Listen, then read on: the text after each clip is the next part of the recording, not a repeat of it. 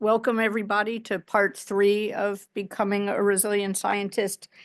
In my view, the course is really divided into 2 parts, 1 and 2, which lay the foundation for the rest, and 3, 4, and 5, which are really actionable things that you can do to have the best possible outcome in your school and educational and career trajectories. I feel like learning about cognitive distortions and growth mindset and well-being and imposter fears can only take you so far. Now, those are really important foundational principles, but to make change means to take action, and a lot of that action is related to how you show up in the workplace, how you assert for yourself, how you have conversations across hierarchy and in situations where the stakes are really, really high. So today we're going to transition some and talk about assertiveness and self-advocacy. And it's interesting, we always seem to start at the same place, this triangle that shows how our thoughts, our feelings, and our behaviors are inextricably linked. And today we're going to be focusing a lot on behaviors, especially speak up, don't speak up, set a boundary, don't set a boundary, say yes, say no. Right? And how to do that. So we're going to focus on behaviors and acknowledge that there are all kinds of stories that go along with how we speak up and how we set boundaries, and all kinds of emotions that can feel very uncomfortable in the moment as we set boundaries and assert for ourselves. And I want to start from this near universal truth that regardless of how confident some people seem on the outside, regardless of how you look and compare yourself to others when it comes to assertiveness, to some degree, we all struggle to voice our wants, our needs, our concerns, our opinions. We all at times struggle with the idea of saying yes or saying no. We all struggle at times to hear feedback, to respond appropriately, to decide what part of the feedback makes sense to us, what part of the feedback might be off base, and how we're going to deal with that. And I know it can seem that this is a skill that you learn over time, and once you master it, but we're all human. We all want to be liked. We all have a tremendous number of competing needs in our life and in our work. And so the honest truth is this is hard always. But it is especially hard as we're starting out. It is especially hard in hierarchical environments until you get a little bit of comfort with dealing with the discomfort of being assertive in hierarchy. On top of the fact that these are just complicated and challenging things, we all have different communication styles. We all see conflict differently. We have different conflict and work styles. And you know, we, as I already alluded to, spend time here at NIH and in academic research institutions in environments that have a significant power differential. And these 3 things put together can complicate workplace interactions even more. So if we want to learn assertiveness skills, and if we want to get all we can get from our educational and work experiences, we need to be proactive and really focus on developing assertiveness skills. The honest truth is, as I put the slides together every year, I reflect on the fact that it's really in life as well. And so ironic that this week, the topic is assertiveness, when we've been having a lot of discussions at home around boundary setting and how we are going to manage changing situations with my in-laws who live next door and my sister and brother-in-law who live in Baltimore. So it's a good drive, but close enough to help a lot. Their needs have changed in both cases. Our needs are adjusting. And I pointed out that we probably needed to watch the webinar and think it through as we prepared for conversations. So I do want to stress that it's not just work, it's also life. And while it does in fact get easier, it is really a lifelong process of figuring out how to be assertive and how to set boundaries. I want to start with two important definitions. One is self-advocacy, and that is the action of representing yourself and your views and your interests with the goal of getting your needs met. It's taking care of yourself within the workplace, within a relationship, within a family, within a community. And it's really one of two types of advocacy, for ourselves and for others. And very, very often we do much better advocating for others.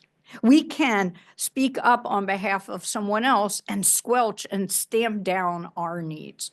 Sometimes people don't like to advocate for themselves because they've gotten messages in childhood and through the cultures and communities they spend time with about not having a big head, not bragging, not disrupting the good of the community, the family, etc. So it can be very, very hard to advocate for ourselves.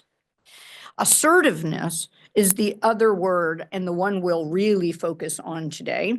And that is the ability to express your needs and assert your rights while respecting the feelings, needs, and rights of others. And I want to be clear about the second part, right? This is about respectful, calm exchange, right? It's putting forth your ideas, your needs, your questions, while respecting the broader space and allowing others to do the same. Assertiveness is about direct, open conversation, and it is about setting appropriate boundaries. So I will jump back and forth. I will talk some about boundary setting, some about assertiveness. The principles overlap, and if I used both on every line in the slide, we'd have 10 more slides. So sometimes as a shortcut, I'll talk about boundary setting, sometimes assertiveness, but you'll see that many of the principles and skills overlap. I want to start by defining boundaries, which simply in the dictionary is a demarcation between two things. But personal boundaries are between yourself and others. And you can think of boundaries in many ways as your personal limits. And there are physical boundaries, material boundaries, whether you will loan someone your sweater or not, whether when someone says, hey, can I use that buffer? And you look at how much is left, right? And think, oh, I could run out. Maybe I don't want to share it. Boundaries are deciding, do I or don't I? Boundaries can be about time. I can't go over your talk with you several times in the next few days, or I can help you, but I only have this time available. There are also boundaries around energy, taking on the emotions of others, right? Somebody else is feeling very disheartened in the research group. They want you to feel disheartened as well, right? So it can be about taking somebody else's emotional energy on. There's all kinds of boundaries. When we set boundaries, we are essentially saying what action statements and behaviors we will accept from others and what we won't accept. And I think this is hard with two equals, to do this with two colleagues in your research group or friends in a fellow organization, but it is especially hard across hierarchy. When we set boundaries, another thing is we decide what we will share and not share with others. How much information about an illness or a situation we're experiencing. What our views are on the upcoming election or any other hot story in the news, right? What do we choose to share and what do we choose to keep to ourselves and share in different contexts? We generally set boundaries to help us avoid several things around time and work hours and the number of projects and the number of things we volunteer to do. It can be to avoid overwork and burnout. We can set boundaries to avoid being and or feeling unsafe, right? There are things that I feel safe doing and things I feel unsafe doing, right? That could be in an early career learner using radiation without additional training or without a senior person there. For me, it can be outside in outdoor activities. I'm I like to bike ride, but I hate to bike on uneven surfaces. And people are like, come on, this shortcut will get us, to breakfast faster. Well, this shortcut scares me, right? I don't feel safe biking right here. I want to take the longer way around on the road. It can be about taking on people's emotions and or thoughts. I want to be a good friend, but I cannot be the person who listens to you right now and provides all the support that you need. Violating personal or professional ethics.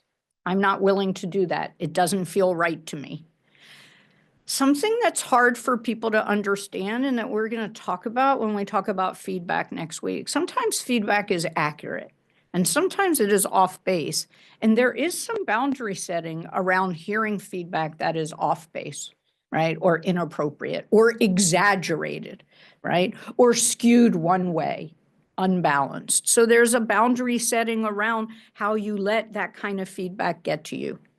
And then overall, just doing things we're not comfortable doing, right? This doesn't feel good to me. I don't want to do it right now. It's not a big priority to me right now. I'd like to say no. That sounds like a wonderful activity, but it's not the right one for me right now. So we set boundaries for all kinds of reasons. One of the most common boundaries that we set is when someone asks us to do something and we say no. I have colleagues who say no is a complete sentence, but I cannot think of a time where somebody asked me a question, asked me to do something where I didn't go on and on and on with an explanation of why I was going to say no and what might make me change my mind and how bad I feel about it. And meanwhile, as I do that, I'm just taking on guilt. I'm not feeling good about myself, and I'm giving them all kinds of entrees to say, well, Sharon, how about if I change this part or that part? So we're going to talk about saying no a little bit. There's this cycle, right? We tell ourselves a story, right?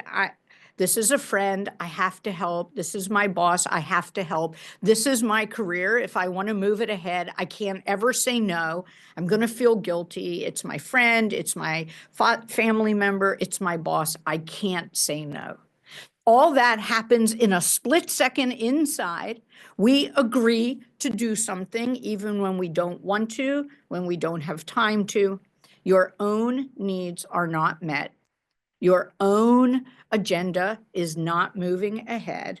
And then you start to feel either resentful or used. Maybe it adds to your fatigue. You're getting closer and closer to burnout. And that makes it even harder to think straight the next time. One of the interesting things to remember as we talk about all of this and why we talk so much about pausing and a deep breath and giving a moment is, when we are under stress, our vision narrows and our attention narrows. And in some ways, right, that's a really important thing because we can make fast, sharp decisions. But when it's a complex thing, and in the workplace around yes, no, schedules, whether you're going to take a summer intern, whether you're going to join that committee, we actually aren't thinking broadly in the moment.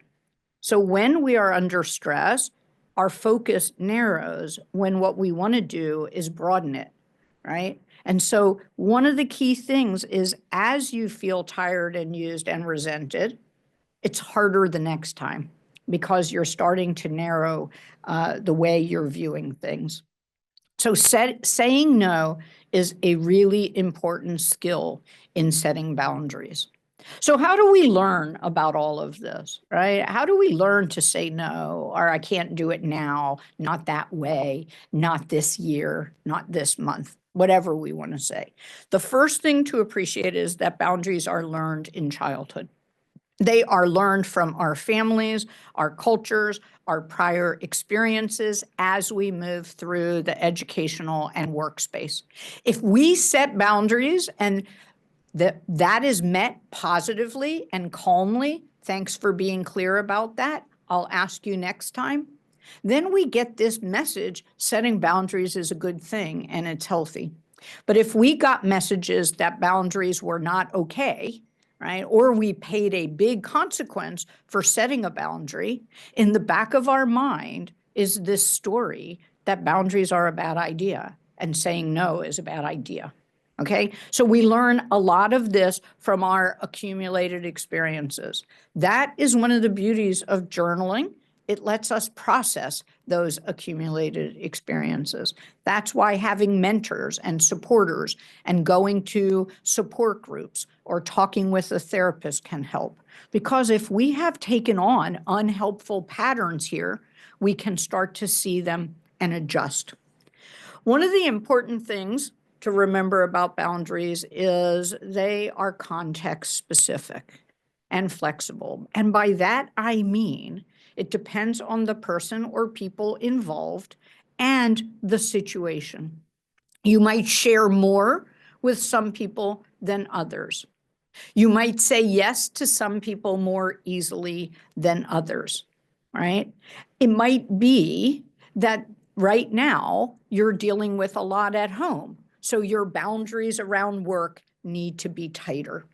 You should consider, when you're thinking about boundaries and setting a boundary, the person involved or the relationship and the task, what the ask is, right? What do they want of me? All right. And then when sharing, another element of this idea that they're context specific is consider how much you wish to share.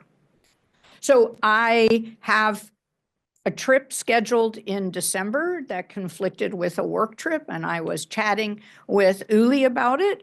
And I said, I have something. I emailed the organizer and said, I just want to let you know I can't come. There's a family situation that's come up. That's how much I wanted to share.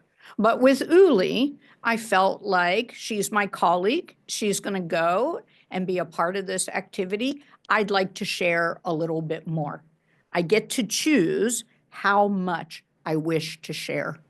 This comes into play a lot when students are struggling with issues at home. How much do I tell my PI? How little do I tell my PI? And we're going to talk about that a little bit later. But just to give you an example where how much should I share comes up, that's a really good example of one. A lot of times fellows tell me they have no right to set boundaries, right? They're students in the workplace. They're not the boss. They're there, to serve the boss. And I just want to stress that everyone has rights. The thing is that we have to know what those rights are. We have to embrace them. We have to balance them against the need to get work done, right? And so sometimes we might move a boundary a little bit. We might think of a right as a little bit flexible, but I would like to stress that safe, supported, respected, and seen are really key rights. Okay, the right to telework, the right to leave early, the right to take a vacation, the right to bag on an abstract deadline, right? Those are flexible and context specific. But if you don't feel safe, if you never feel supported, right, those are rights you really shouldn't give up. And we'll talk a lot about that as we move into Unit 5 a month from now. But I do want to stress that boundary setting and assertiveness, they have a place in hierarchical organizations and in hierarchical relationships, okay? And I'm going to stress that again and again. So lots of things get in the way of boundary setting, including the hierarchy that I just spoke about. And sometimes our lack of certainty about whether something is appropriate or not, right? When a boss says, no, you can't do that. Sometimes, unless you've been in the workplace for a very long time, you don't know if that's appropriate or not appropriate. Another reason why talking about it is so important. Other things that get in the way, a lack of self-awareness around these topics. Some people have no awareness around how they set boundaries, whether they set boundaries, right? I think until somebody starts asking you about how you set boundaries, how easily it is for you to say no, how does no come out? Does it come with a lot of guilt on the side, right? Until you start exploring those topics, some of us just aren't that aware about it. Cognitive distortions get in the way. Catastrophizing, mind reading. If I say no, my boss won't extend me. If I say no, I'll never get to go to another meeting, right? So the stories that we tell ourselves get in the way. It takes a lot of discomfort tolerance to say no at times, especially to people above us in a hierarchy. And so I think a lack of discomfort tolerance in the moment can really get in the way.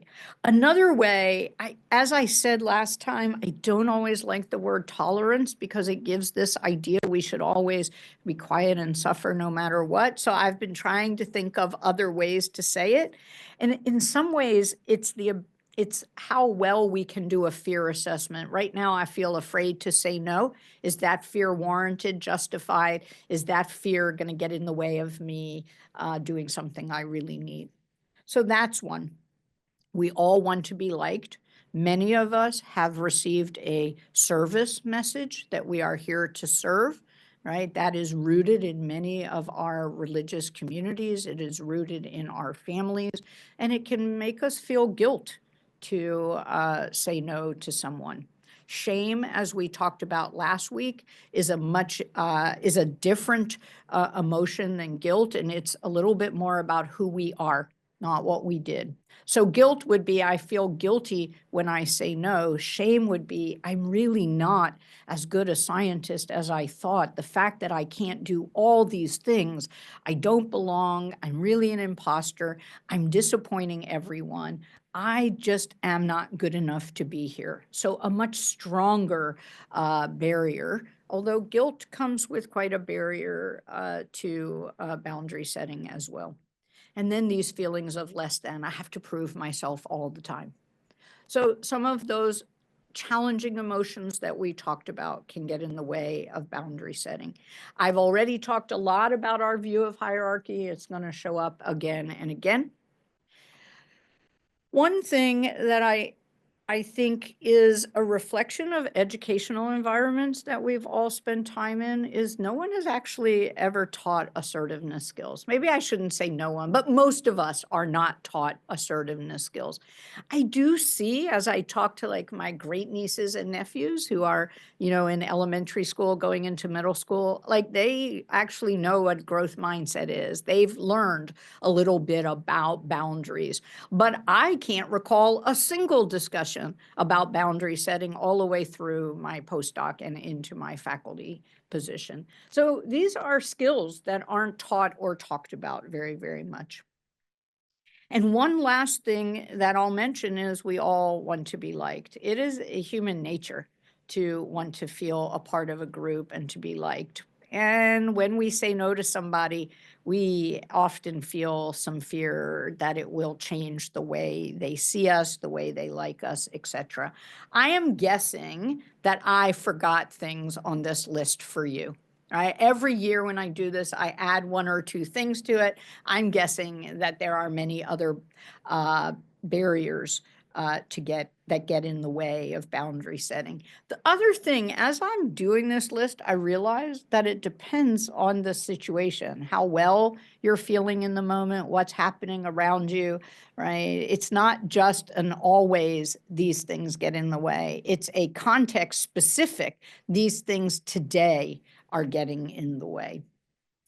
So let's talk a little bit in a sort of segue to learning some principles of assertiveness and boundary setting. And the first is it's a learned skill, okay? And it starts with self-awareness, like I said already. And I started by saying units 1 and 2 are the foundations for 3, 4, and 5. No one can learn assertiveness skills, practice being assertive in hierarchical environments or intense times or when the stakes are very high, unless they are really tending to their well-being and practicing their resilience skills. Engaging in community, using resources, taking time away, having quality mentoring relationships with having quality relationships with peers who support you. Those are some of the foundations of assertiveness. It's interesting, you can't take any of those skills literally in the room with you when you're having a challenging conversation and need to set a boundary or be assertive, but it's like they're there, right? They've given you the foundation to behave differently in the room. A few things as you develop assertiveness skills, we have to let go of unhelpful beliefs and replace them with more helpful ones. We are always here to serve is an unhelpful belief. We should consider service to others as we make decisions is a more helpful belief. We have to unlearn unhelpful habits while learning new ones. The habit to hide, the habit to say fine, right? When we don't mean fine. I have a way of saying fine where I know it means no, we need to talk about this, yet fine came right out, right? So we need to unlearn those habits that aren't helpful. We have to just develop our discomfort tolerance, our ability to do a risk assessment, our ability to calm our nerves in the moment. And then we have to learn some skills. It's not enough to put those things away. If we just start working and softening those unhelpful thoughts and behaviors, that's a good first step. But we also have to have some sentences that come to mind. Those little things like no is a complete sentence, even if we still have to follow it with a little bit, right? The tools of assertiveness come in handy. So those are the things that we need. So we're going to start with a little bit of self-awareness, and I'm going to rely for a moment on the work of Hazel Rose Marcus and Alana Connor, who are two social scientists who wrote a book called Clash: How to Thrive in a Multicultural World. And they point out that we all walk through life with these constructs of who we are, or construct of self. And they talk about two basic constructs of self: an independent self or an interdependent self. Those of us who generally have an independent view of self, we focus on me, right? Our view is that we are separate from others. We are responsible to ourselves. We have to focus on our needs, our desire to be heard, our goals. It's a very me-focused way of moving through the world. Now, some of us have a construct of self more heavily reliant on interdependent self, or a we. People who largely see the world through an interdependent self-construct, they view themselves as connected to others and responsible for the welfare of others. Their primary focus is supporting the group, maintaining tradition, and respecting authority. Now, we grow up in cultures and communities, and we get messages about our role in those communities. So much of our self-construct is in response to the communities we've been in. And in fact, in the book, Marcus and Connor talk a lot about Eastern views and Western views. They also talk about the Northeast part of the United States versus the Southern part of the United States. They talk about the influence of religion, various countries around the globe, and say, we all get these messages that give us a sort of go-to construct of self. It can shift in response to specific situations or constructs, and most of us have the ability to see ourselves through one construct or another. But one of these comes much more naturally.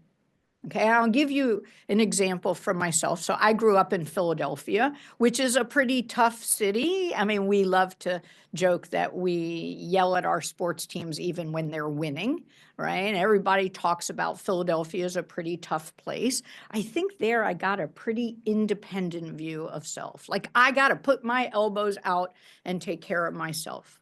But I also grew up in a very small religious community where every message was interdependent. It was about tradition and family and supporting elders and supporting the community and being community focused. So I have these messages that support both constructs of self, and depending on the context, one comes out more than the other. Each one of us moves through the world like that. So I want you to just take a moment and think about that. Are you more likely in a situation to first think about others or yourself? Is it easy for you to say, okay, you need that, but I need this, and I'm going to focus on what I need? I want you to just give a moment's reflection. Think about work, think about life, and don't think of this as a good or bad, or at either or an or. Think of this as most comfortable and common. Your go-to first tendency. Is it mostly independent, mostly interdependent, or a mix of both? And we're going to take a moment. You can pull out your phones and snap a picture of the QR code and just go ahead and reflect on that for a moment. Is it mostly interdependent, mostly independent, or a mix of both?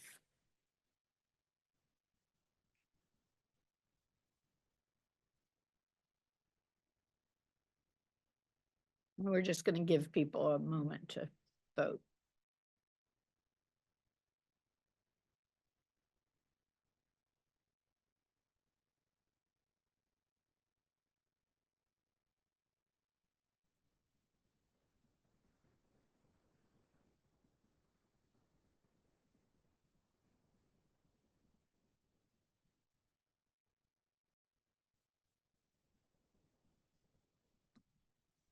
So it seems like a mix of both and mostly interdependent are, well, they're separating a little bit.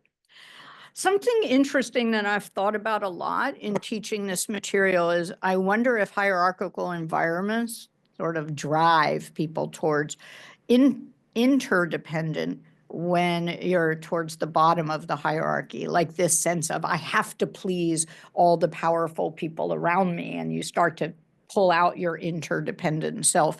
It's interesting because I think in many ways science, even though it's team oriented, and we probably should find our interdependent team focus more, I think a lot of the messages scientists give, emerging scientists, early career scientists, is this very independent. You have to do this, and you have to be strong, speak up.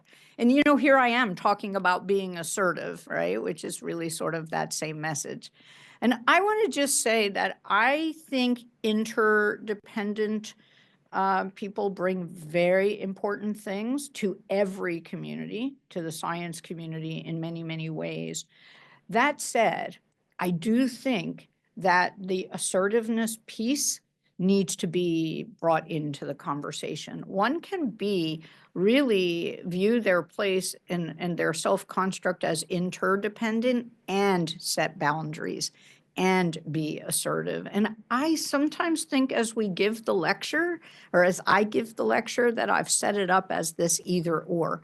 And what I really would like it to be is for us to see the benefits of both tending to ourselves and tending to others, finding the balance between those that is good for us, and using assertiveness tools in many ways to do that. So as we were doing the poll, I was sort of in my mind, so how's this going? Am I making the points I want to make? And I realized sometimes maybe we give this message that assertiveness and you know, looking out for yourself are the only positives. It's assertiveness, looking out for yourself, and looking out for others that I think is where we all wish to get to.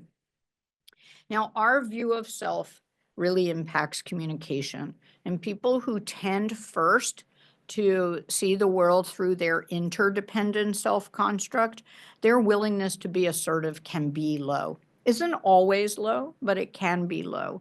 And individuals who have a more independent view of self, their willingness to be assertive can be higher. And the relationship with boss can be different, right? So if you have an independent view of self, it's sort of easy to go and say, hey, I want to talk about the decision you made last week. I don't think it was right. But if you've constantly gotten an interdependent message where respecting authority and hierarchy is very important, you often have gotten a message of never disagree with your boss, never tell your boss that you see something differently than them. And so I think it's a really important thing to tie these views of self to our communication styles. And we're going to start by talking about direct and indirect communication. So direct communication is when we clearly state our thoughts and intentions, when we clearly ask questions and we clearly address our needs. It is often, using I statements. I need this. I want this. Can you help me with this? It's a very clear set of messaging. Indirect communication by comparison is not direct, right? And it relies much more on hints, on asking questions, on body language, on tone of voice and innuendo. Oh, I'm really hungry is a direct way, right? Of, we need to maybe stop and get a snack. We've been working a while. Lunch was like 4 hours ago. Did you have a lot of lunch? Right? Those are indirect ways of saying we maybe need to take a break and go get a snack. So indirect communication relies a lot more on hints, right? When people roll their eyes, when people sigh, that's very indirect way of communicating, right? What exactly does that mean? And in fact, many ways would say not only is that an indirect way, but it is a disrespectful way. So not to say that all indirect communication is disrespectful, but some of it can be. Likewise, some direct communication can be disrespectful, right? We are too strong, too narrow-minded and direct in what we're saying. So I want to be careful as we build on all of this to say that, it isn't that one is, we're not picking a better or a worse. In fact, there are times when indirect communication could be a really good approach, right?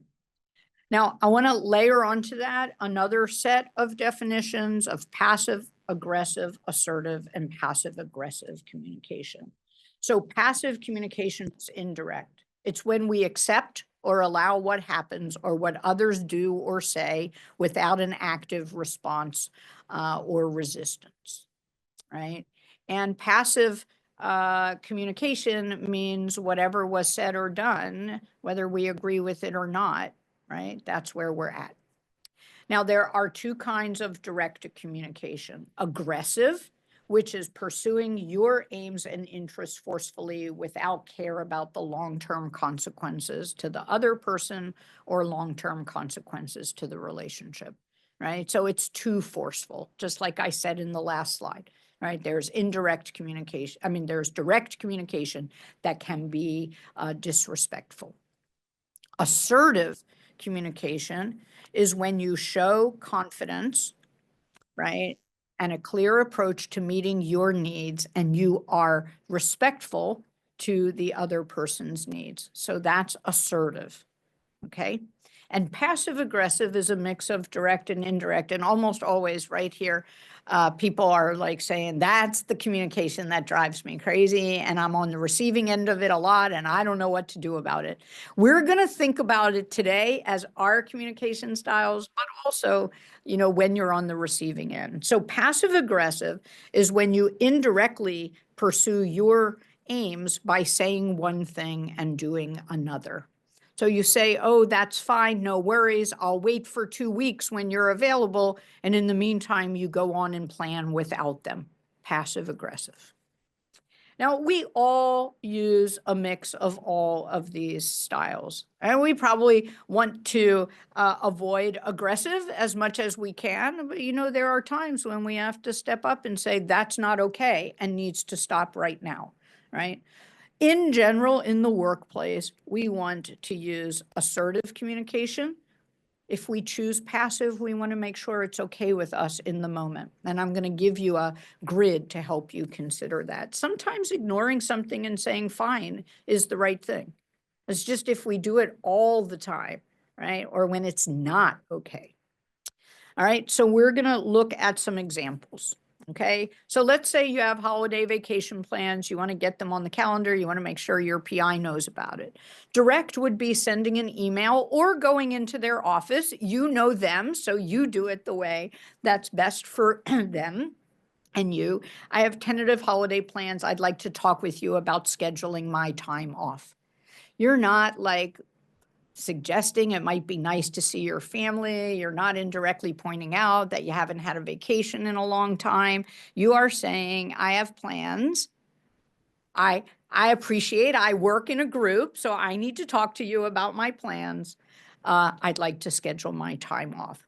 Indirect would be putting time off on the calendar without mentioning it.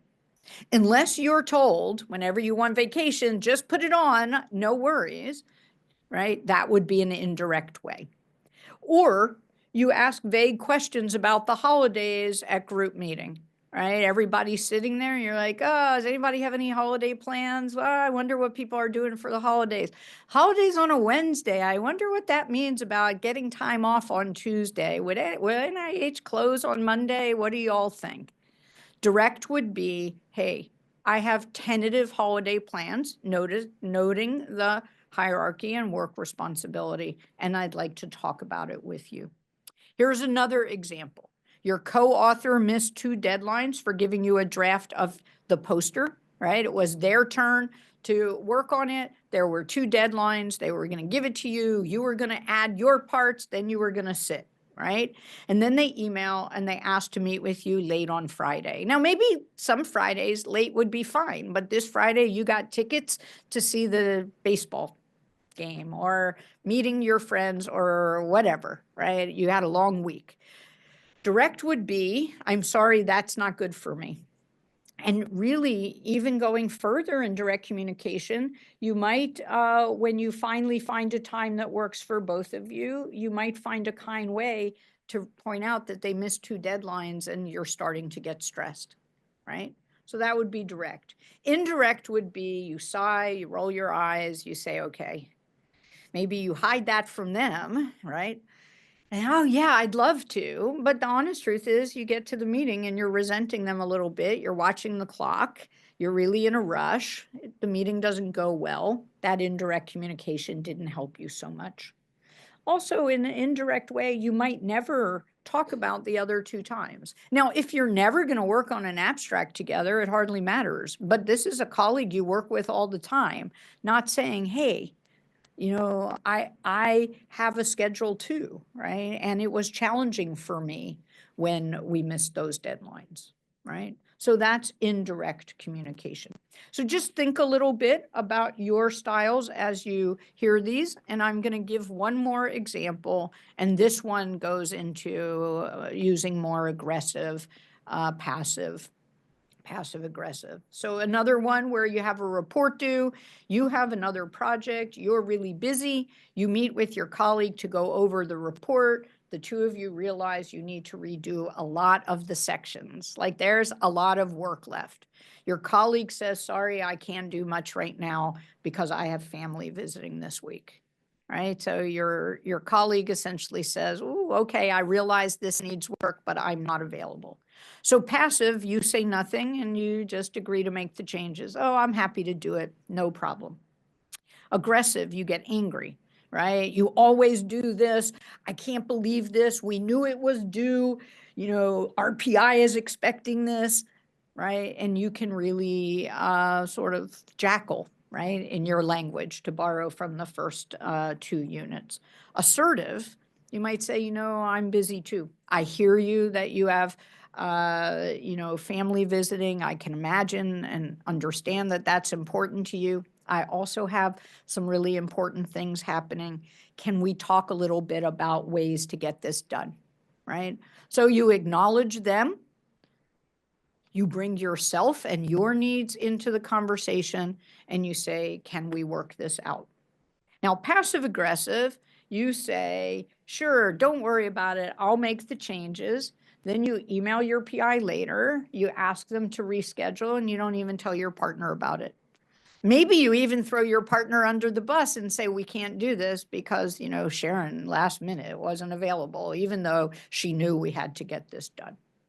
So we all choose in the moment what styles we're going to use by habit, by our emotions in the moment, by the stories we're telling ourselves around what's happening in the moment, the fears that we have around hierarchy, all those things we've talked about. We all have styles. And I think because it is so context specific, we could probably see ourselves in those examples using all different kinds of styles. I don't think it's very, very helpful to just say, this is what I do, right? Because it depends. We all do different things depending on how we're feeling. But I do want you to think about the styles you typically use. I want you to ask yourself if they differ in personal and professional settings, and that's sort of an indirect way of exploring how hierarchy, imposter fears, maybe negative experiences you've had in other research groups or other educational settings influences you. Do you think the differences are appropriate and usually helpful, or do you want to make changes in one or the other? And then, like I said, usually right around this time, people are like, gosh, I'm always on the receiving end of, passive aggressive communication. How am I going to deal with that? I want you to think now, rather than your own style, how you respond to the styles of others. What makes it easier for you to respond appropriately? What makes it easier for you to say, hey, wait a minute, the heat is getting turned up right now in this conversation, and I'd like to try to bring it down and talk a little bit, right? So what factors make it easier for you to respond appropriately, and whether those factors differ in personal and professional settings? I feel like you could do an hour of journaling and small group conversation on this one slide. People often will start thinking about work, and then they'll ping to something happening at home, and then back to work and back and forth. So there's a lot here. And hopefully some of you will come to the groups and you'll have a chance to discuss it a little bit. All of us should be focused on growth, both on the giver and being the receiver. Like, I've noticed how quickly I am, if someone is even a tiny bit assertive, sort of moving from assertive to aggressive, I'll just talk louder. They talk loud, I'll just talk louder. They lean forward, I'll lean forward. Some of those are good strategies in a calm conversation, right? But I let it go too far, and then I'm like, oh, I wish I had backed off. So as the giver and as the receiver. Now, if you look at all kinds of online resources, they help you sort of get a sense of, where your communication falls and how you can convey openness, et cetera. And I'm not going to go through this table point by point, but I just want to give you a sense. It's all the way from your tone to your body language to your hands, right? It's so much not only about our words, but about our paralanguage. It's about so many different things. I also want to say that so much of this comes with cultural baggage, right? Gender and race and all kinds of stereotypes that we've heard. And so what seems assertive to one person seems aggressive to another. And so if this was only so simple as a table, right, we would be in pretty good shape.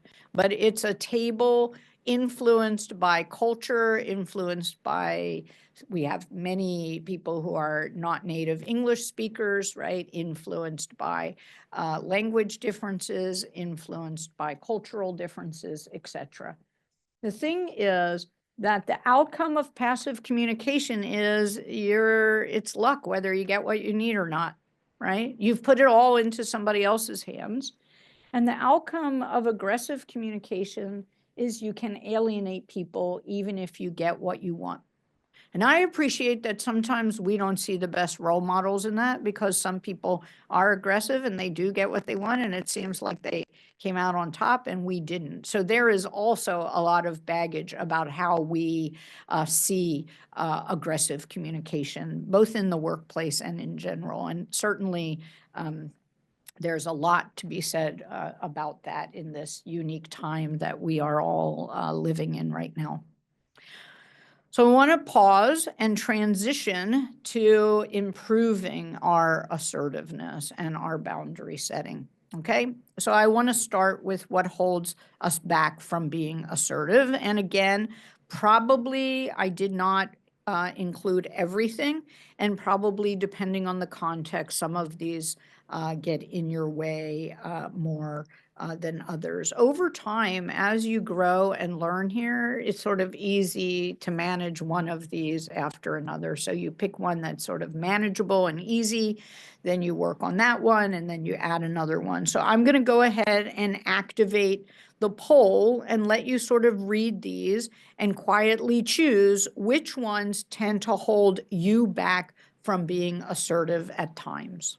Okay, focus on the ones that happen for you most often. So some are related to skills, some are related to the distortions we talked about. Always, hierarchy shows up usually towards the top.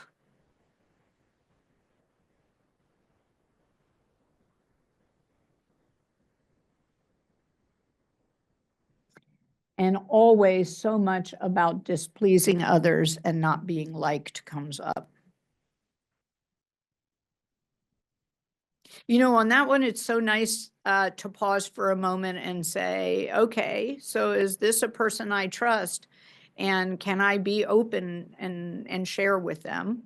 And then it's so much easier to let go of the idea that you know, displeasing them is going to lead to a long-term impact on our relationship.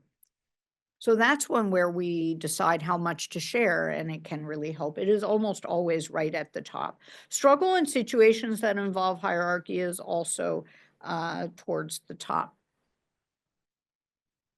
Lacking skills is down lower, but still I would say it is well worth reviewing some assertiveness skills, which we will definitely do today. In diverse groups, awareness of stereotypes show up pretty often. I do think that privilege really comes with not having to worry about that and just being yourself. But if you are underrepresented in a group and there are a lot of stereotypes about that group, it can be much, much harder. Right. So women are emotional. I don't, you know, I've had people of color say, I don't want to be the angry Black man. Right. I have to be more measured. Right. Because I'm threatening. I do think that there are some really key issues around inclusive work environments in terms of being assertive.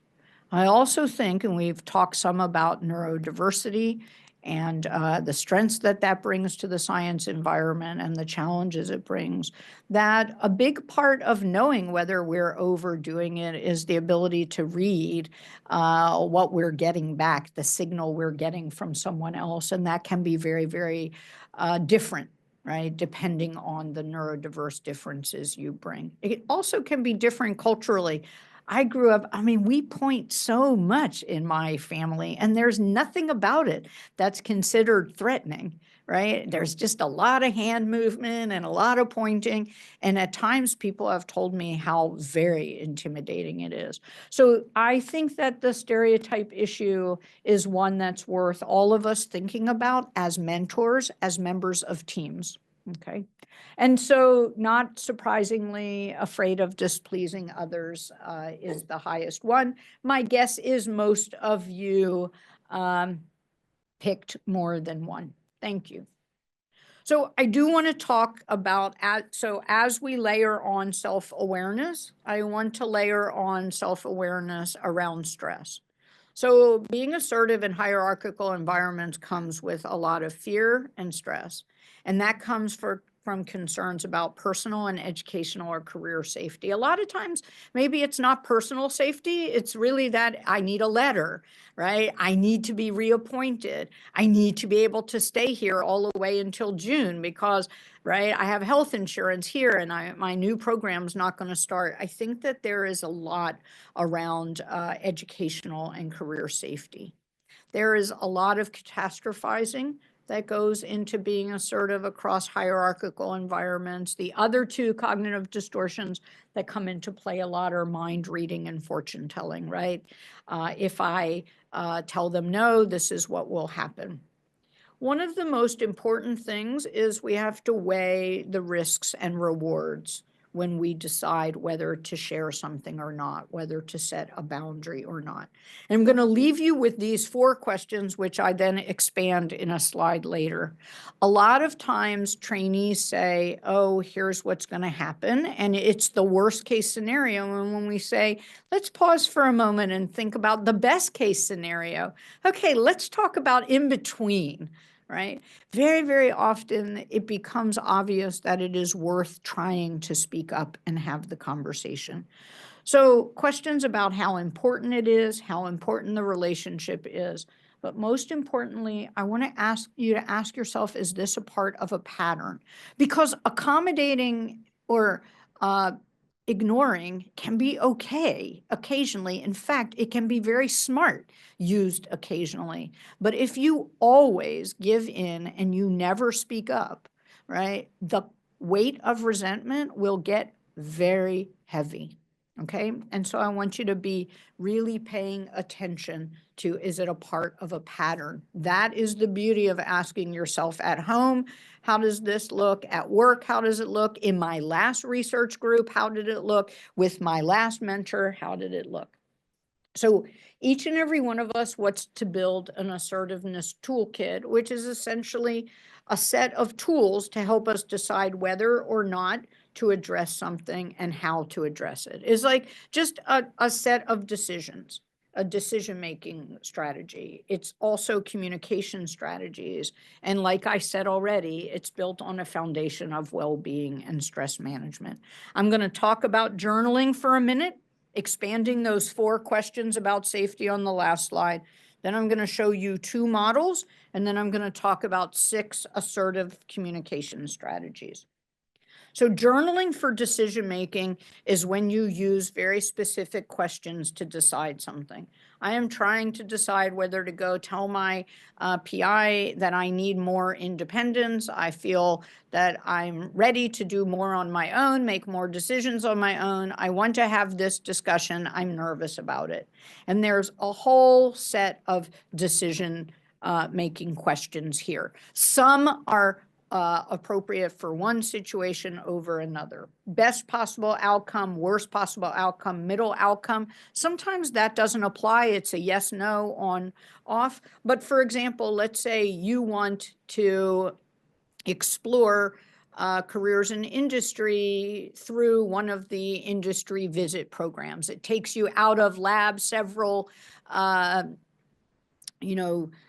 several sessions throughout a period of time, and then you go off for a month and you work somewhere else or shadow somewhere, right? The best case is you get a yes, go do it, right? The sort of worst case is absolutely no, you can't do any of this. Middle outcome is, well, now's not good, but the next round is, or now is okay, but could you check in every Wednesday to make sure this project moves on? So some of these questions only apply to some situations. So at the top, you would define what you're trying to decide about, and then you pick the important questions. Now, a lot of times people realize in doing this that they want to have the discussion, that they feel that it's really an important issue, that the risk of not having the discussion means they don't get to do something really important to them. But they realize that they're not quite ready. They're a bit afraid. So the barrier of fear is outweighing all the messages to say, go do it, it's worth it. So there are 3 other questions. Who can help me prepare? Who can give me realistic and knowledgeable advice? And when needed, who can add to my safety? So when you're having a really high stakes discussion, I'm really not happy in the group right now, the way things are going. You want to have some understanding of, who can I talk to afterward if it doesn't go well? So the third one isn't needed all that often, but I do think, especially for those of you who haven't been assertive a lot in work environments, this who can help me prepare and who can give me really helpful, knowledgeable, realistic advice are important ones. So I would include those. You can journal a long time, a short time. You can journal and come back to it tomorrow. But it is a great way to ask yourself, is my fear founded? Is it really much smaller than I'm making it out to be right now? What is it exactly that I want to ask? All right, so I find that journaling is a really helpful thing. A lot of times students go from journaling to having the discussion very quickly. Sometimes they go from journaling to getting some support, practicing the discussion, talking to somebody about it, and then having it. And that's why OITE is here at NIH, why your training offices are here at universities, why various support offices are there. It's why academic institutions have ombuds offices. They can give you places to practice these kinds of discussions. So that's number one.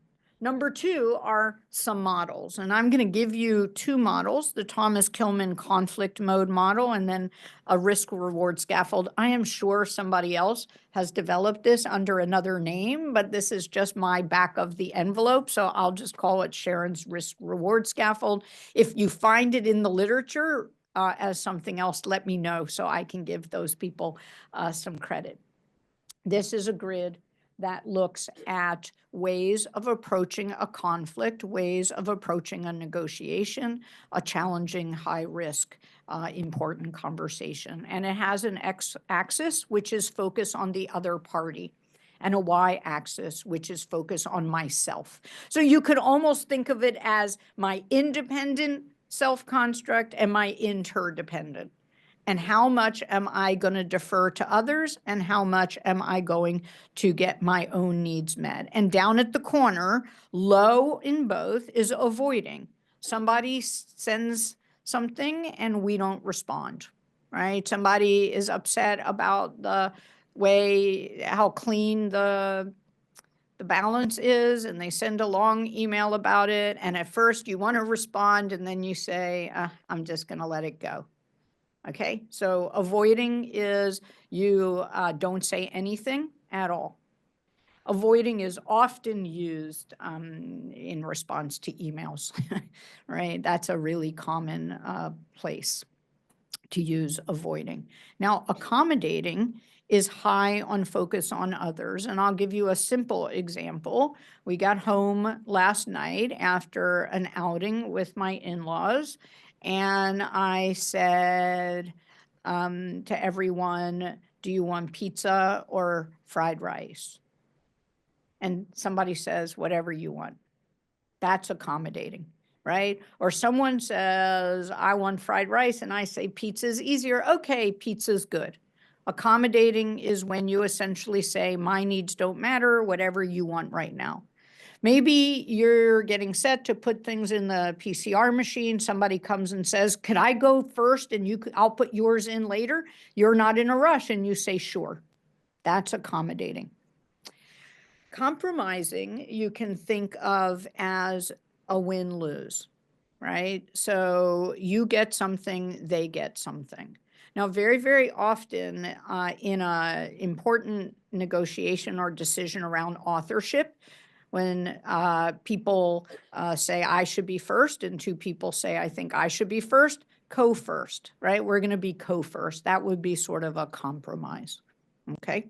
So that's a way of you give something, the other person gives something, you make a decision and move on. Now, competing up there is really when you say, no, it has to be this way, okay? You have a deadline, and if you don't get your samples processed first, you're going to miss the deadline. It's an important deadline, and you might be pretty firm about, I need this to happen now.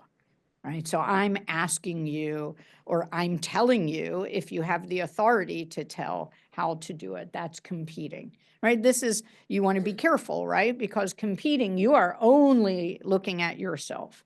Now, collaborating, we like that word a lot. We think about it a lot in science. Here, collaborating is when you sit and you really work to find the very best solution. Unlike compromise, which is win-lose, we all give up something, we all get something. Collaborating is we sit and we spend time and we really try to work it through. Okay, we try to find something that works for everyone. In fact, that takes a very, very long time. And one of the things that we learn in assertiveness and in negotiation skills and having high stakes conversations is knowing when it's really important to have a win-win versus sort of a compromise, right? Sometimes accommodating is appropriate. The importance of this is not to learn all 5 quadrants and know every detail about them, but it is to help you decide, when do I need to really hold my ground? When do I need to say, okay, whatever you want is fine with me, right? When is compromise worth it? Because it allows you to move forward. Now, the key thing is to remember, focus on others versus focus on self. When a relationship is really important, too much competing and too much avoiding is a bad idea because the relationship matters, right? If you accommodate all the time and you start to build resentment and that relationship matters, you've damaged the relationship. So this is where assertiveness skills come into play, because it allows us to look at this and say, what's my go-to style? What's my go-to style with this person in this situation? And is it helping me or not? The thing is that I'm not sure that it helps you dissect an individual situation. So I love this model as a general thing of, oh, I avoid a lot, or, oh, I accommodate too much, or, boy, I can be direct when it doesn't really matter. I realize it doesn't matter. So yes, I got my way, but I damaged the relationship. But I don't think it helps in each situation. And so I want to introduce another concept, which I call a risk-reward scaffold. So it's a structured approach, and I think it's sort of a more living, changing document because you can apply it to each situation. Okay, I think the conflict grid helps a lot for us to have a general sense of who we are and what we tend to do. And this, I think, gives us tools to stretch and use styles we might not normally use. All right, so I'm going to teach you the risk-reward scaffold by giving an example, and this is a common one. There's a lot going on at home with me and my family and my health. It's affecting my stress level, it's affecting my sleep, and that is affecting both the quality and quantity of my work. And I've been hiding from my PI because that felt pretty good. So I've been avoiding for a while, right? But it's been a while. I'm starting to get nervous. I'm starting to wonder what they think about me. Do I tell them what's going on? And if I decide to tell them, how much do I want to tell them? And so I like to set up what's called a risk-reward scaffold. So do I share it or don't I share it? And then I want to list all the risks and all the rewards. So it's 4 boxes in the end. I've always wanted to put this online and have like a form where you can type in, right? So in this case, it's, do I share what's happening at home? Do I go talk to my PI about my productivity or don't I? So what are the risks of sharing? Well, first of all, maybe I realize as I'm doing this, I feel really embarrassed. I feel like I should be able to work no matter what. I feel like I'm letting people down and I feel embarrassed. Maybe I go and I'm a little bit vulnerable and I share and nothing changes. They don't offer help, right? And then I feel like nobody cares about me. Maybe my PI is going to say or do something that makes me feel worse. They're going to take away the one part of my project I really want. They're not going to give me any option about it, right? So there are some risks. What are the rewards of sharing? I get support I really need. My stress level goes down simply by going and saying, I appreciate I'm not as productive right now, and I wish I was. I just want to let you know that I have these issues happening at home. Maybe my PI offers support, resources, ideas. Maybe they say, you know what, take an afternoon a week to deal with those challenging things. Maybe they say there are some great well-being advisors on our campus, right? You get some ideas. Maybe it just feels good to be honest. My PI has correct information. Remember, behaviors, right? Stories drive behaviors, and behaviors, people see them, right? So somebody else is seeing me hiding, not reading papers, fell asleep at lab meeting. They saw all that. Well, now they have correct information, right? I'm dealing with a sick family member, and it's been very challenging. So maybe something changes for the better. Those are the risks and rewards of sharing. Then you do the exact same for don't share, right? So if I don't share, okay, well, the risk is my PI makes incorrect assumptions, assumes I don't want to be here, making decisions about renewals. Well, you know, Sharon doesn't care. There's potential for bad will if they find out later. Well, if I had known that, I would have made a change, right? I would have supported you. Decisions are made based on faulty assumptions. They just don't seem able to do that project. So I'm going to give them an easier project. So you list all the risks of not sharing. Now, as I say some of these, they may seem ludicrous, right? So as you write it down, you might, well, that's a crazy risk. That's not going to happen. Or, oh, wait a minute, this is one I hadn't thought about. And then what are the rewards of not sharing? So for one thing, right, you've avoided the discomfort of sharing. You've maintained your privacy, right? Nobody knows. I feel more independent. Maybe that's a good thing. Maybe that's a bad thing, because right now it would be much better to share. It gives you a chance to list every factor. It gives you a chance to add context. Maybe it's, I don't want to share everything about my personal life. So you decide, where's my boundary? I'm not going to tell them every detail happening to me. I'm going to tell them enough for them to know. So I think when you look at this, you know, it gives you a sense of what do you usually do. If you think, I really need to have a conversation with someone about it, this gives you a way to play with having that conversation, deciding exactly what conversation to have.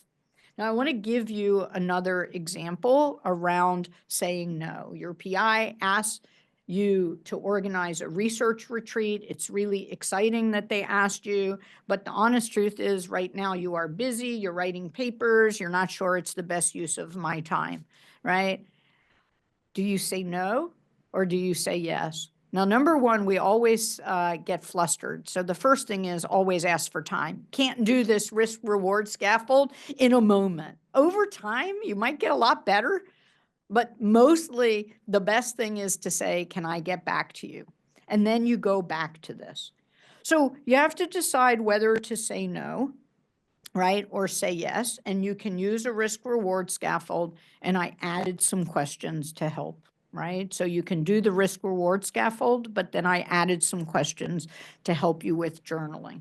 All right. So if you do these questions, right, will it help me reach one of my important goals? Does it provide an intangible benefit?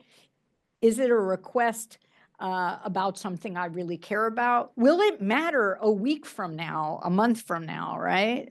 How important is it? If you do all of that, it allows you to then start filling in this risk reward scaffold, right? So there's some risk to saying yes. I mean, you already acknowledge you're feeling sort of overwhelmed already. A lot happening right now. Papers matter a lot. Can't get a job without papers, right? Or can't get into school without that paper, or you're leaving soon, really want that paper. You could get overwhelmed. This is the tipping point. You don't get what's important to you. Maybe you're distracted and you don't do a good job. So something that could have been a great opportunity isn't one.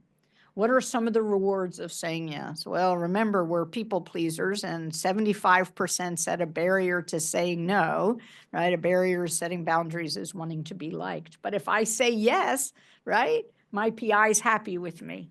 Other ones, I learn new skills. I have a great time. I contribute to something important. Maybe you get energy from doing it, and suddenly that overwhelm goes away because you got out of lab a little and did something you love, right? Maybe there are some other potential rewards. What is the risk of saying no? My PI is unhappy. I lose out on a professional development opportunity. Maybe my PI remembers this and the next time doesn't think about me. What's the reward? Well, I had those other things going on. I don't take on anything else. Risks and rewards, right? For both saying yes or saying no. Now, maybe you did those questions and this is an important person. It's your PI. You've been in the lab a bit. You are a leader in the group. You really feel like, I want to say yes, but there's a lot of risk to saying yes. So then you can ask yourself, is there anything that can be done to turn a no to a yes, right? That gives you a chance to go back to that grid and, think, well, I need to have a pretty big conversation. This isn't a yes, no. This is a, can we talk about it? I'd like to contribute and I'm worried about my paper. And so I think that risk reward scaffolds coupled with those modes lets us ask ourselves the right questions, get the right support, and try to be assertive as we need. To do this, we have to develop our assertive communication skills. And I'm going to quickly summarize some skills outlined in this book called Your Perfect Right, which I think is a very helpful book. We have lots of them in the OITE library. So those of you at NIH could check one out. Lots of libraries have them. I checked yesterday, the Montgomery County Library has, and so did the Frederick County Library. I didn't check every NIH campus, but I checked two. So a couple of skills to think about in terms of communication, and one is empathic listening. That is when you really tune in and listen to the other person and you periodically summarize what you think they are saying, feeling, meaning, needing. I understand that you have a deadline coming up and really need my support in reading this draft as quickly as possible. You don't have to agree. You're just showing that you heard them. The beauty of this is if you are being assertive and misunderstanding each other, it's not going to work. So this makes sure, A, you're showing that you're listening. B, it allows you to make sure you understand. You can even ask clarifying questions. Can you tell me a little bit about exactly what you need? Do you need a quick read for grammar or a more careful read to make sure that the arguments make sense, right? It's a chance to go deeper and show you're listening. And I'm just going to give you examples which you can read later. This is one between two friends, right? So it's a lot easier to do this between friends, but the honest truth is so many times when I hear about a conversation between a PI and a trainee, I realize if each of them had just summarized what they were hearing in a calm way, that so many misunderstandings would be avoided. So while it's easier with a friend, and I appreciated that as I was writing the example, it's really helpful to say to your PI, can I pause here for a moment to make sure I understand what you're asking of me? Now, people replace empathic listening sometimes by writing an email afterward. Here's what we agreed to. First of all, PIs, we learn that in management training, put it in writing, right? And I also think it's a lot easier. We're all impatient. Communication is hard. We're generally almost thinking about what we're going to say rather than listening a lot of the time. I think it goes a long way to pause and say, can I just make sure I heard you clearly? I statements. That's when we take responsibility for our feelings, our wants, and our needs, and we do our best to express them clearly. So here's one around microaggressions. This comes up a lot, and people often say, I wish I had spoken up. I think it's so hard to speak up in the moment. So if we just have some phrases, it can help. I feel hurt. I feel unwelcome. Put in the word, right? Notice you are owning your feeling. I feel unwelcome when you make jokes about, okay? I would like, or softer, I am asking for you to stop making these comments, okay?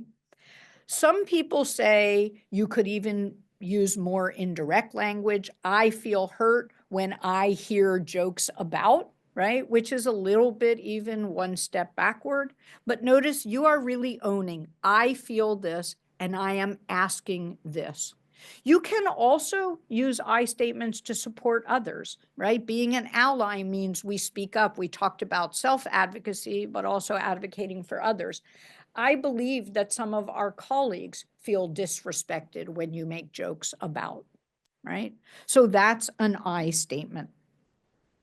Here's a common thing people bring to me. I just feel totally overwhelmed. I meet with my PI, 20 experiments come up. I have no idea which one to do first, which one was just an idea thrown out there, especially if you have an extroverted PI who's a very enthusiastic communicator. We will talk a lot about that next week. Ideas come out and out and out.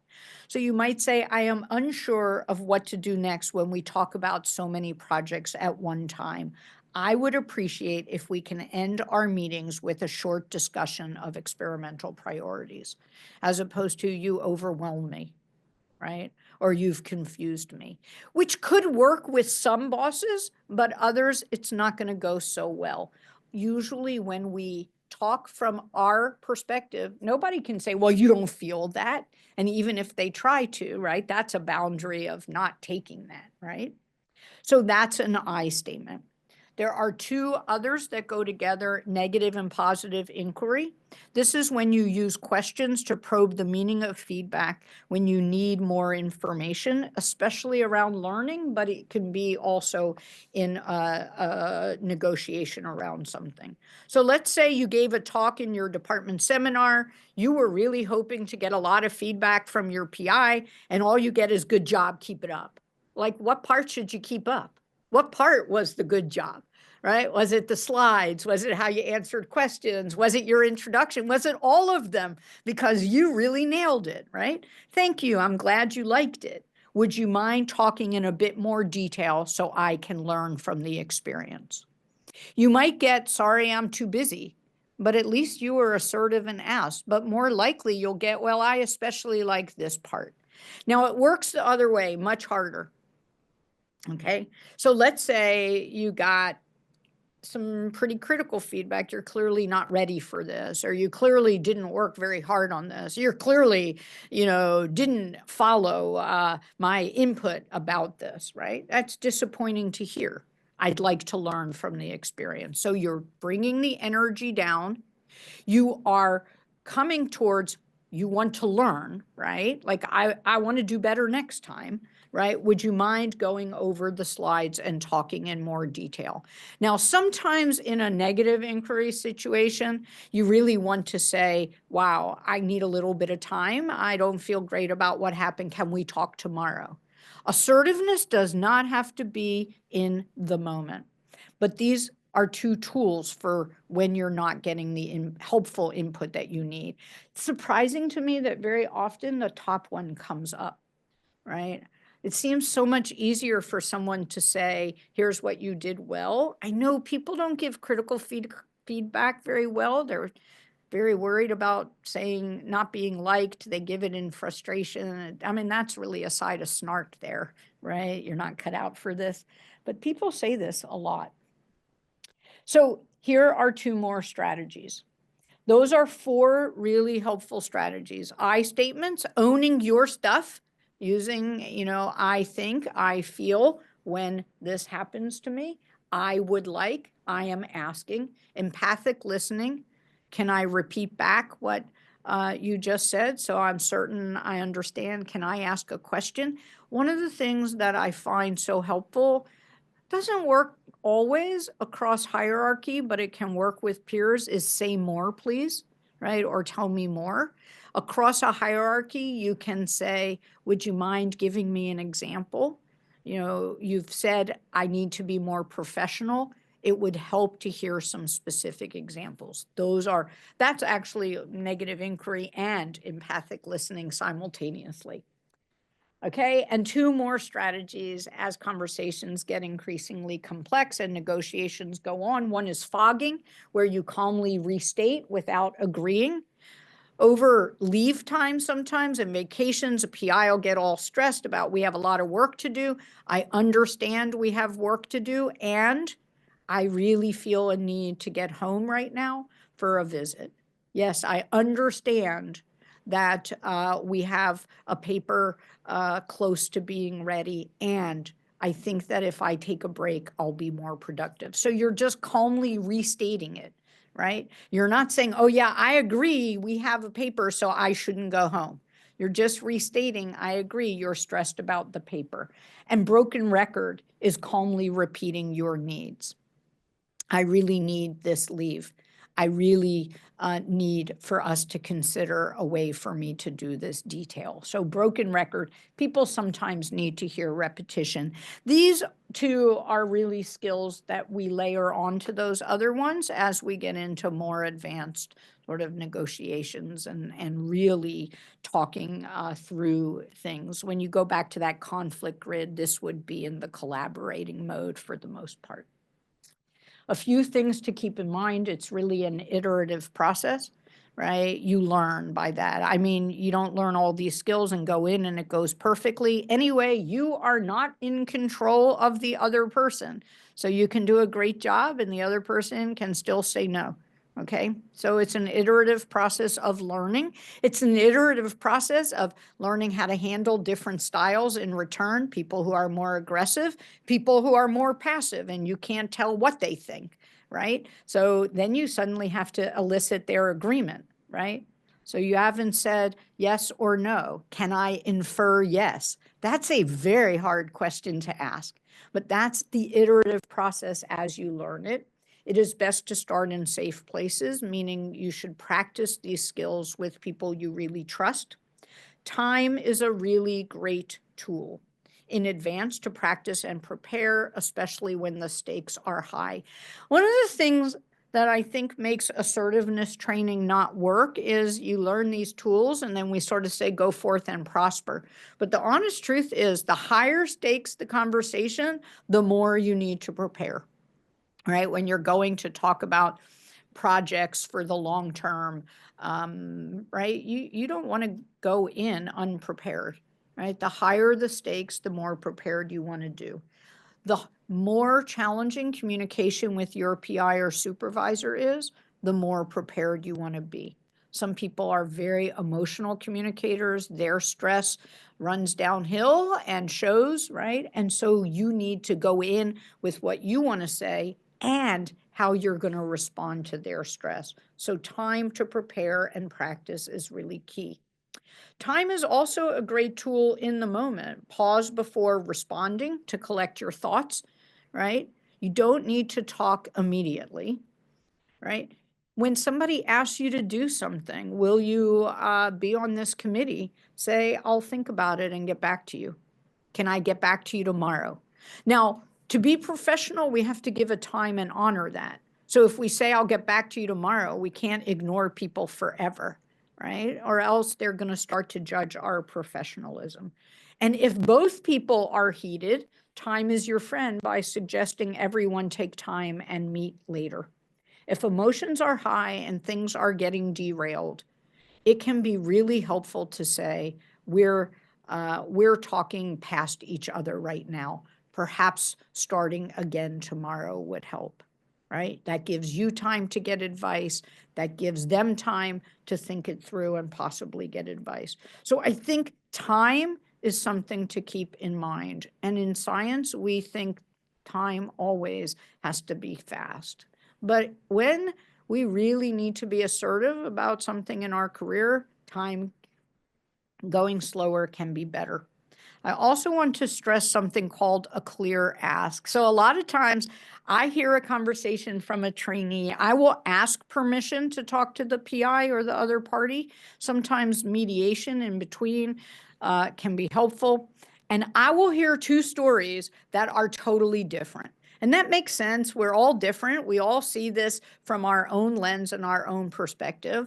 But I also realize that sometimes we are all very indirect communicators, and we think people are hearing our direct message, but they're not. So for example, you're asking your PI or a collaborator to meet more often for individual meetings, right? Things are going, maybe they're going well and you want them to go better. Maybe they're not going well and you need more input, right? Something like, I feel like I need more input from you. That may seem really clear, but that could be, okay, I'll send you an email now and again.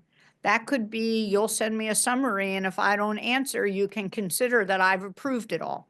So a clear ask is, what is it that you really want? I would appreciate if we could schedule a weekly meeting to talk about XYZ. I would appreciate if you can approve this purchase for me now, right? Or within the next month so I can get started. So more precision in what you're asking. Those are some key assertiveness skills to think about. Some of them are related to language. Some of them are related to taking time. Some of them are related to how you're going to decide what to do, what to say, etc.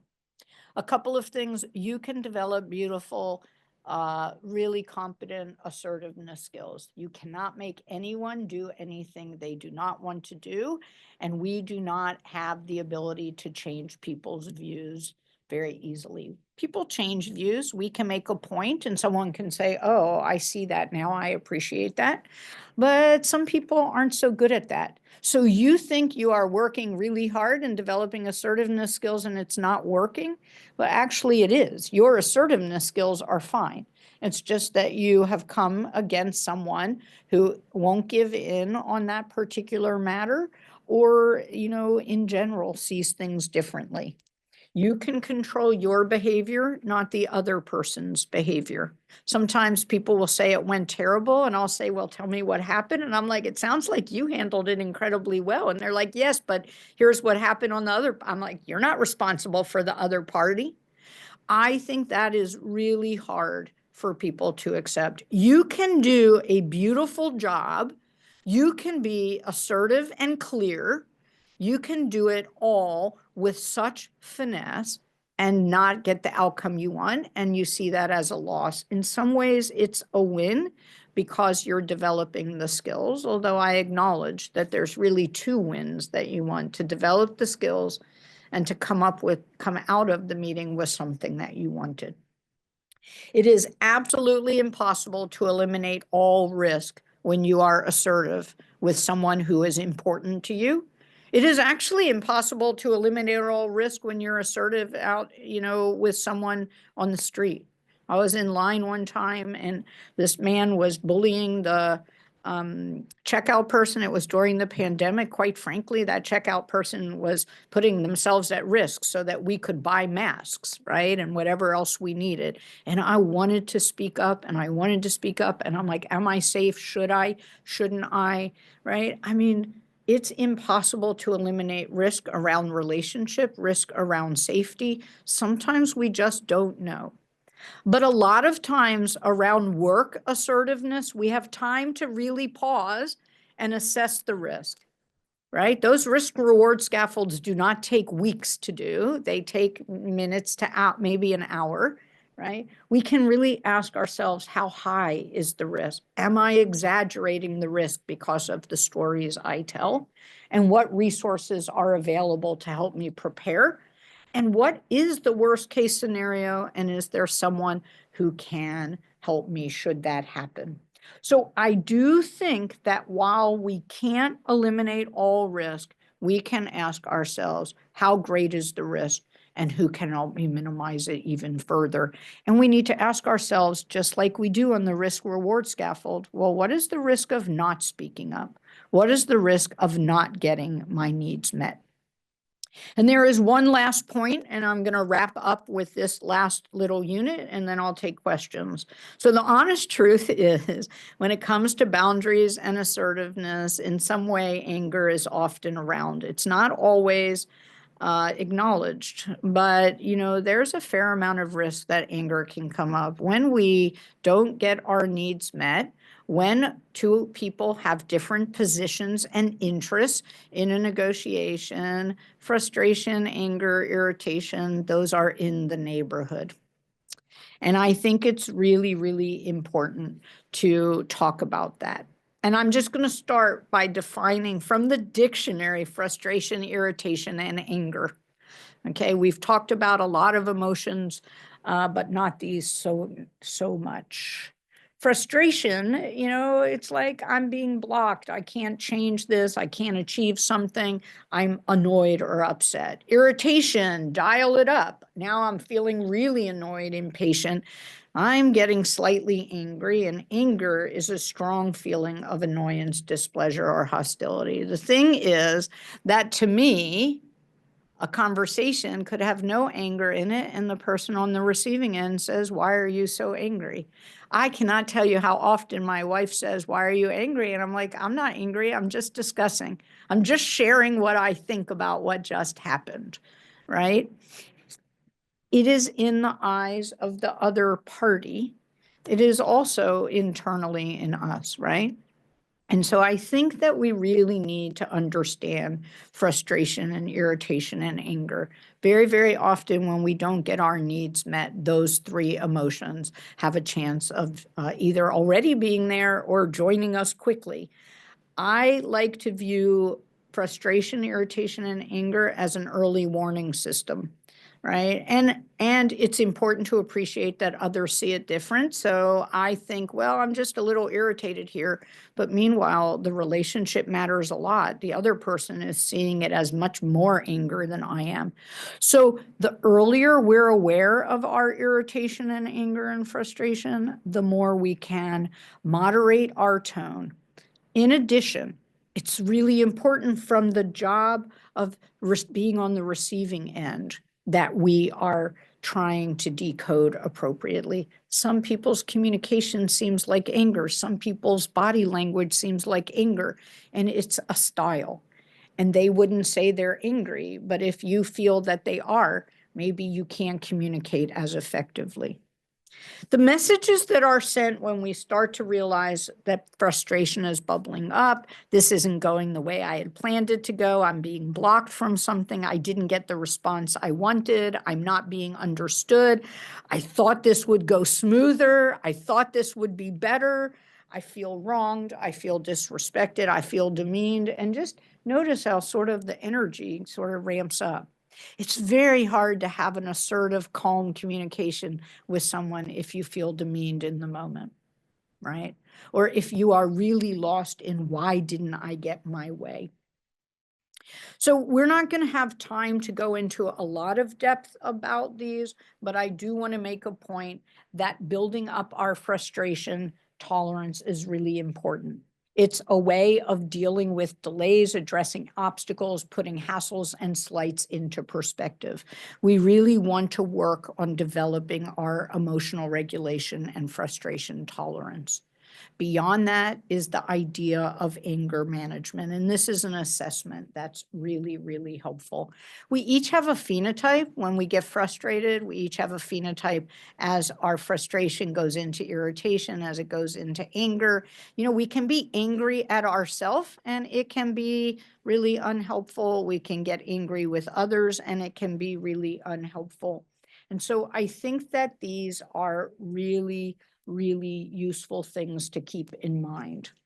These are some of the questions from that assessment. I can forgive people after they've hurt or angered me. You know, in work, people are going to block us. We aren't going to get what we want. Team science is very complex and messy. Can we let go?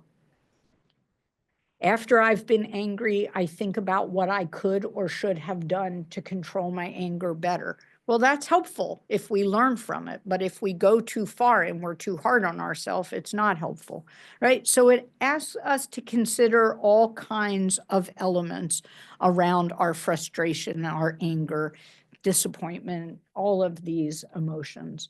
A major challenge is that not only do we have to deal with our own anger and irritation in the midst of all of these conversations.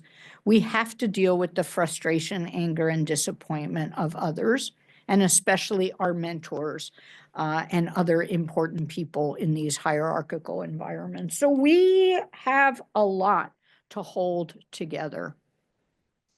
And the more important something is to you, the harder it is, which is why practicing these skills matters so much. And my hope would be that you have, a mentor who is also having these conversations with themselves about their frustration tolerance and their anger management and their cognitive distortions in having conversations. But that doesn't always happen. So I think we have to develop a lot of tools to help ourselves manage that. So we did hats and rabbits, and I'll stop after this one. That's our cat, Austin, and that's our dog, Teo. And so I just borrowed them a lot in this workshop. Clear asks, assertiveness strategies, assessing risks and rewards, being willing to take time to prepare, and remembering to soften your distorted thinking. That is Austin's contribution to the conversation. Discomfort tolerance, offer or ask for time as needed. Remember your growth mindset. These are learned skills, and seek advice and support when the stakes are high. So I promise you I'll stop doing too many of those, but they are fun. Sometimes they are a really great way to relax. The discussion groups are next week. I'll put up the slide. I left you 3 journaling prompts that I think are really important. There are many more journaling prompts and things in the workbook. So with that, I will take questions. Unit 3 discussions are October 28th from 3 to 4. There are in-person groups in Building 2. There are virtual groups. I've gotten feedback that some students love that they're mixed NIH and outside, that they've really enjoyed that. I've heard from people who love the in-person groups. I am really pleased that we can offer both in-person and virtual. We will also host a virtual discussion group for trainees who identify as neurodiverse. You should email Uli at OITE Wellness for that one. So with that, I will start with any questions in the room. I know I went over a little bit today. I apologize for that, but I will stay and try to clear as many questions as possible. But while Uli's setting me up, anything in the room? And I congratulate and thank those of you in the room. You're welcome. Thank you. Thank you. You're welcome. Thank you very much. All right. How do we practice advocacy when we have a specific need or help without burning bridges or feeling unsafe? Yeah, so the issue there is that we want to be doing this early in things that matter less, but sometimes we find ourselves needing to practice self-advocacy right in the midst of a very high stake situation. And that goes back to those questions of who can add to my safety, who can help me avoid worst case scenarios. So when we think this is incredibly important and I'm afraid right now and struggling, and I'm not sure I have every skill I need to do this, that's when we want to make sure to find our best mentors as carefully as possible. How can I set boundaries without making the other person feel like I'm acting differently than before? I've lost friends because they think I've changed or no longer want to be close to them. It's interesting that comes up almost every year. So as we change, sometimes we're really pleased with the change, but other people aren't. Sometimes sharing just a little, I've been working on setting healthier boundaries and not going out as much. I hope you understand can help. Sometimes acknowledging someone's disappointment can help. Sometimes proactively telling your friends, hey, I want you to know I'm working on a bit better boundaries, right? I'm working on making healthier choices when we go out, or I'm working on leaving earlier so I have a little bit of time to unwind and get a good night's sleep. So we tell people in advance. Ultimately, I do think that if we lose a friendship over a boundary that we feel is really beneficial to us, I guess we have to pause for a moment and ask ourselves how much of a loss that is. And I say that knowing that we can lose people very dear to us. So I don't say that cavalierly. It's worth reaching out and explaining. It's worth trying to have more conversation about it. And I think that our good friends and people who really care about us can watch us grow and appreciate that they should be our advocates and champions as we grow. How do you define the approach of putting the science above the hierarchy in terms of independent or interdependent thinking? I'm not sure I totally understand your question, so you might need to put it into the chat. Here, prioritizing the task topic, even if it means disagreeing with the team at a time. So, when okay, now I think I understand what you mean. So when it comes to science, we want to make good decisions about experiments and the science, and we want to engage everyone on the team and have good relationships. And healthy science has a place for disagreement, right? That's why we can't accommodate and avoid all the time. Really healthy science and really resolving big questions means finding a way to comfortably disagree, to have a heated discussion and then revert back to remembering that you support each other and care about each other. So it's about having rules, letting people finish when they're talking, making sure everyone gets a chance to share, acknowledging when an idea that somebody else put out there was positive, right? Giving credit when an idea wasn't yours, going back afterward and knowing how to make an authentic apology. It's about keeping in mind both the science and the people, being clear. When you have time, really working to build trust. It's about building a healthy research group that embraces and acknowledges challenging conversations and learns how to do it well, that appreciates that some people are introverted and need extra time. Some people are extroverted and need to be reminded to hold back for a moment. It's about looking at what team dynamics work and what team dynamics don't work. And sometimes it's about putting off work to tend to well-being and avoiding burnout. So it's balancing a lot of different things. The Council of Graduate Schools is actually working on a project that I've been lucky to be a part of called a Healthy Research Groups project, and it sort of defines everybody's role in tending to both task and relationship.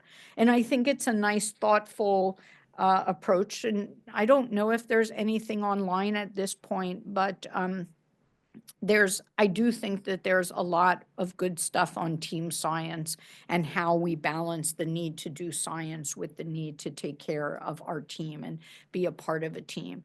Do you think that how introverted or extroverted you are affects whether you are mostly independent or interdependent?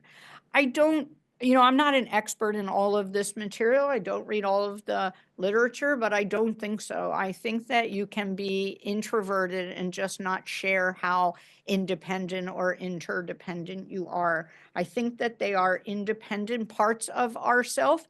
Whether we are introverted or extroverted allows people to see more of some of the other parts of who we are, but I don't think that they necessarily go hand in hand. Or actually, what I'll go further and say, I don't believe they go hand in hand. It seems like independence should be the way to go. I actually would say that there are times to pull out our interdependent view and to really tend to the team. And there are times to pull out our independent view and be clear of our needs. There is no one way to go.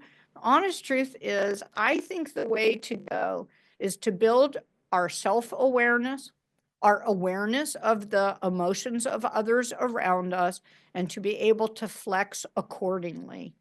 And so I would say interdependent people bring real strengths to a group. Independent people bring real strengths to a group.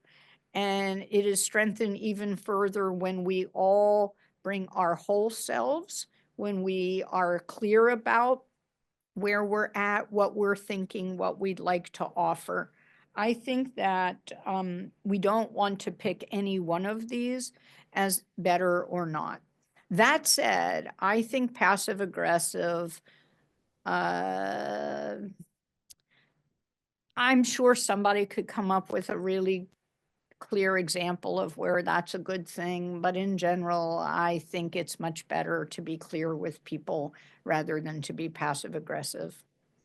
My advisor is an incredibly aggressive person. Every time I've tried to advocate has led to irritable outbursts. I've included other people in these meetings, yet their personality has not wavered, and they have said I am taking too much of my time.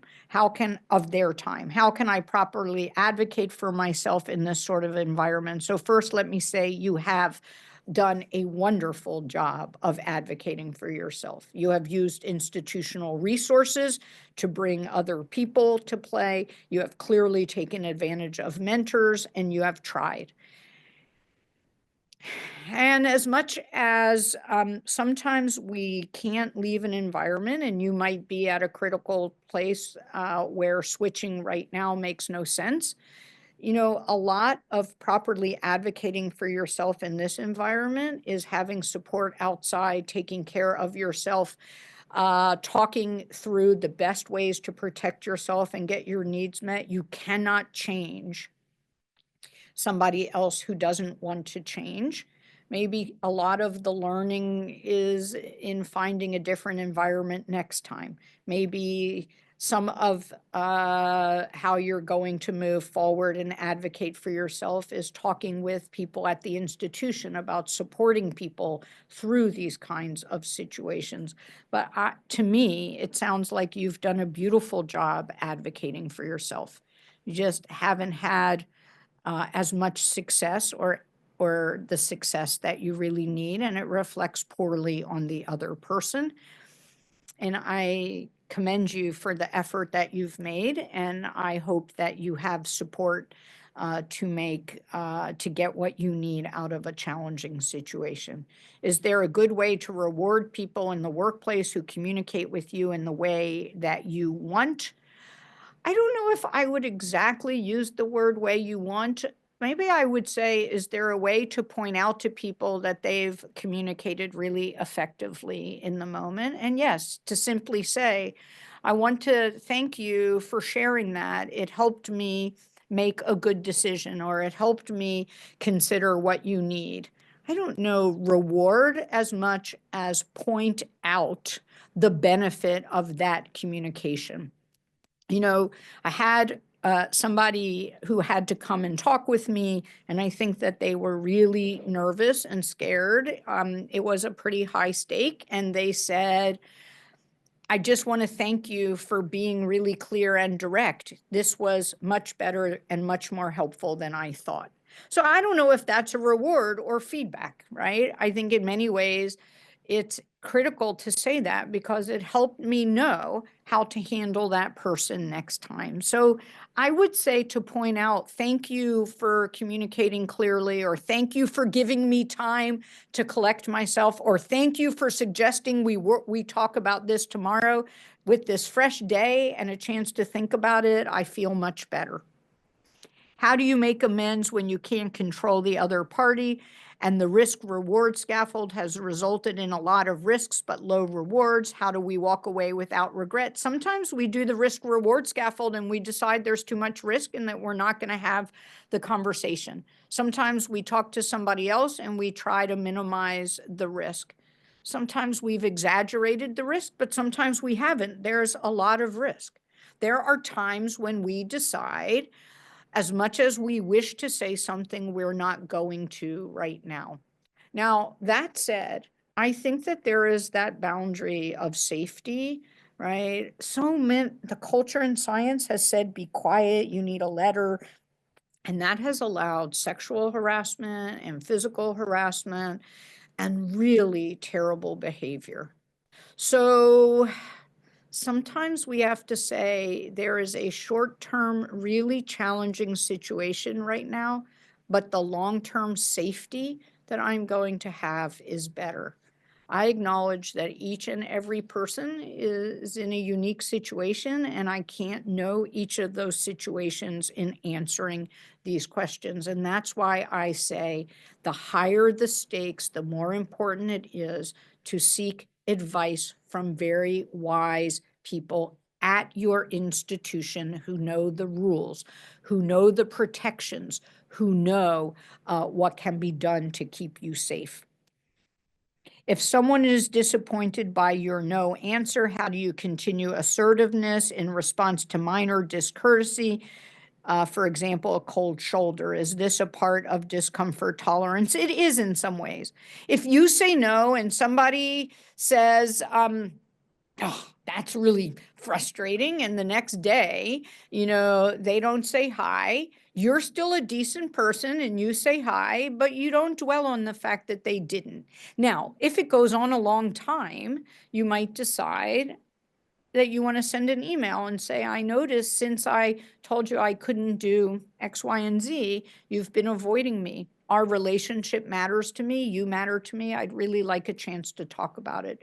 But a part of setting boundaries and accepting that the other person doesn't like it is accepting that we might see some small examples of, small showings of, like you said, discourtesy. Again, safety is a different thing than a slight amount of discourteous. Sometimes when I ask a fellow, so what happened? And they say, oh, my PI rolled their eyes and sighed. I'm like, oh, nothing really bad happens by rolled eyes and sighing. Right. So sometimes, yeah, we accept a cold shoulder, we accept an eye roll, we accept a little bit of a lecture that somebody disagrees because it really mattered to us. And that is a part of discomfort tolerance. But if it gets into bullying and badgering and inappropriate behavior, then we have to say, wait a minute, I'm not safe now. And I think that is something that culturally scientists haven't done very well. We have had a culture of silence around some really unacceptable behavior, discriminatory behavior, and issues around safety. And I hope that we are changing that and talking about it more and developing policies.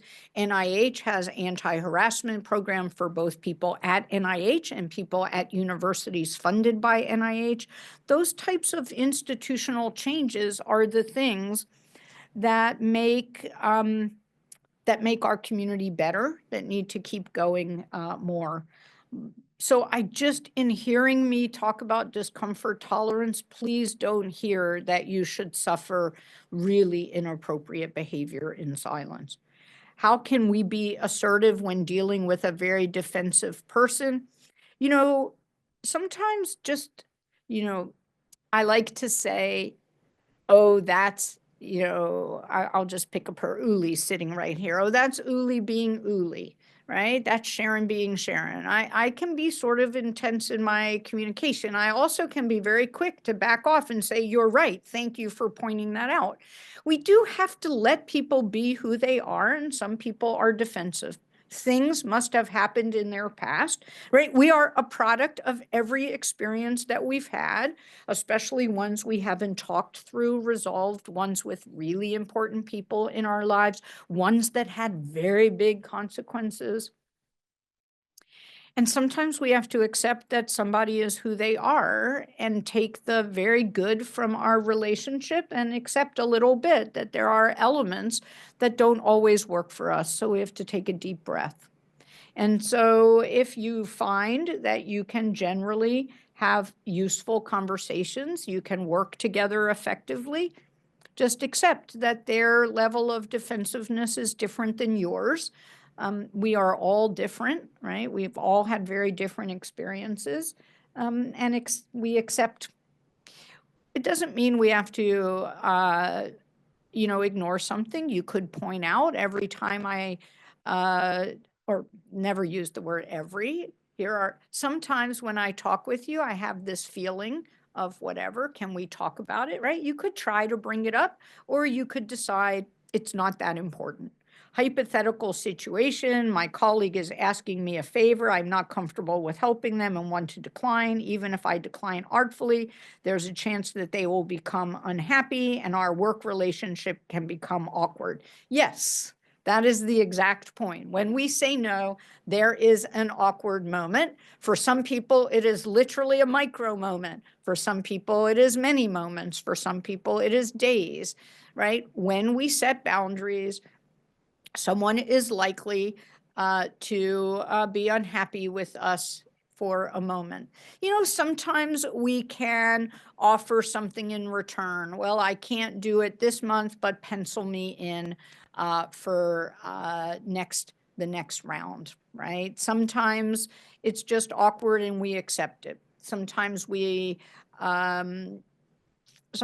go to them later and say, hey, it's been awkward. Can we talk it through? But that's, again, an example of that tolerance we need to develop. In my experience, answers from mentors have included, I'm the boss. Either it's this way or it's not going to happen at all. This is not a democracy. Yes, that is that directing style up top, competing style up top, my way or the highway. Don't get hit by the door on your way out. Trying to set boundaries there can have negative consequences in terms of projects or renewal. How can we assess when it's worth it to try and when it's better to just say yes and lay low? I think that is the ultimate question in managing up, right? And the more directive your boss is, the more your boss is a my way or the highway. First of all, the more you want to ask yourself, how long do I want to stay here? And sometimes that's complicated, right? But sometimes it's early on and you could make a move. The more directive or competing style they are and the less they hear your input, the more you need to ask yourself, how do I manage this? You need to get advice. You need to really work hard and decide, when am I going to avoid, right? And do something anyway. Okay, so I said there's never a time for passive aggressive, but maybe there are times when you might not share everything and do something anyway, right? So maybe here is a time when you might, just do something behind the scenes. I think dealing with really rigid bosses who aren't nurturing your career and who aren't supporting you to grow. I mean, really, all of these skills I talked about today work when the other person on the other side is at least sometimes receptive, right? When somebody is never receptive, if that's true that they're never receptive, it's a different set of questions that you're asking yourself, which is, how do I stay here long enough to get whatever I'm in the middle of done? And then what's my next step? And I will be talking a lot about that in Unit 5. Again, I want to be careful and say, I never know anybody's situation, and people need to stay in school or to have their postdoc, their paycheck. I know for international fellows, concerns around visas come into play. And so I'm not advocating any quick action, but if you feel that your boss is never open to hearing your input, you want to get institutional advice, you want to talk to other mentors, you want to start thinking about what your options are. And that cleared the Q&A box, I think. Yeah, I answered that one. That did clear the Oh, one last one I'll take. Do you have any advice for advocating for yourself in the context of accountability for your PI? I have proposed research goals and timelines that were agreed to. Then I need engagement from them to meet these goals, but as deadlines pass, they are completely disregarded by my PI. You know, all of us have experienced that with a collaborator, with a PI, with a subordinate, right? I will say you're to somebody in my office, I'd like to see that by Monday. And then it's sort of like, which Monday? It's 3 Mondays down the road. I think that it depends. There's a lot of context in all of that. So sometimes you can send an email and say, remember that we agreed I was going to do X. If I don't hear from you, I'll assume that's still okay and order it. Only you know your PI. So don't do, right? You want to think it through.